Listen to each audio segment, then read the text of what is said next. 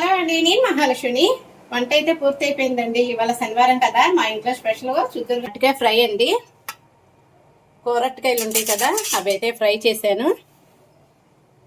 పొడి పొడిగా ఉంటుంది అరటికాయ ఫ్రై. చాలా బాగుంటుంది, నాకు ఇష్టమైనది.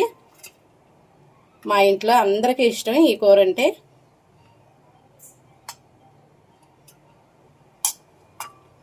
ఉట్టి కూర కూడా తినేసేవచ్చు, అంత బాగుంటుంది.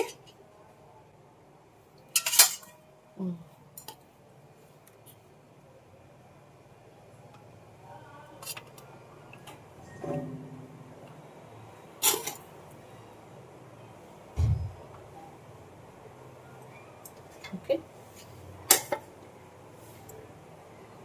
అరటికాయ ఫ్రైలోకి కాంబినేషన్గా మామిడికాయ పప్పు అయితే చేసా. గుమ్మగుమ్మలాడిపోతుంది పప్పు మాత్రం. మామిడికాయ పప్పు కదా, చాలా బాగుంది.